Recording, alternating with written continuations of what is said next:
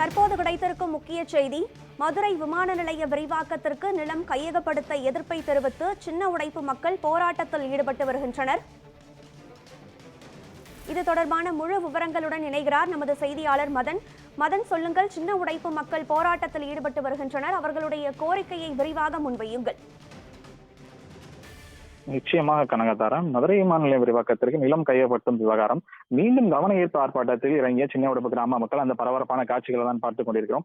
மதுரை விமான நிலையம் 633.17 ஏக்கர் பரப்பளவில் விரிவாக்கம் செய்ய திட்டமிடப்பட்டு சின்ன உடைப்பு, பரமப்பட்டி உள்ளிட்ட கிராமங்களில் நிலம் கையகப்படுத்தப்பட்டு வருகிறது.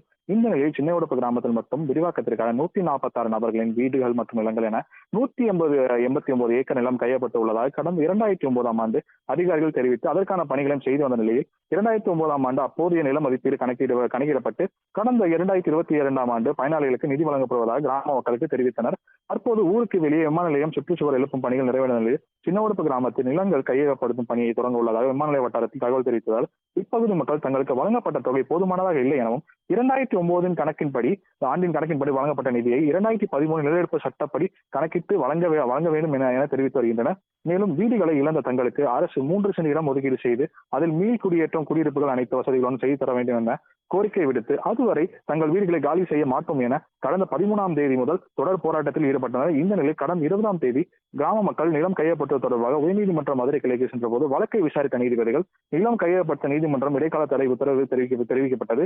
நிலம் கையகப்படுத்த சட்டப்பிரிவின்படி நோட்டீஸ் வழங்க வேண்டும், அதனை பின்பற்றி நிலங்களை கையகப்படுத்தலாம், அதுவரை எந்த நடவடிக்கை மேற்கொள்ளக்கூடாது எனவும் தெரிவிக்கப்பட்டது. தங்களுக்கு சாதகமாக தீர்ப்பு வந்தால் தற்காலிகமாக போராட்டத்தை அப்போது வாபஸ் பெற்றனர். போராட்டங்களுடன் வாபஸ் பெறுவதாக அறிவித்தனர். இதனிடையே வரும் 11ஆம் தேதி உயர்நீதிமன்ற மதுரை கிளையில் இந்த வழக்கு மறு விசாரணைக்கு வரவுள்ள நிலையில் தங்களுக்கு கோரிக்கைகள் நிறைவேற்றப்பட வேண்டும் என வலியுறுத்தி 100க்கும் மேற்பட்ட சின்ன உடைப்பு கிராம மக்கள் கையில் பாதகைகளுடன் போராட்டத்தில் ஈடுபட்டு வருகின்றனர். போராட்டத்தில் ஈடுபட்டுள்ள பொதுமக்களிடம் வட்டாட்சியர் விஜயலட்சுமி தற்போது பேச்சுவார்த்தையாக நடத்தி வருகிறார்.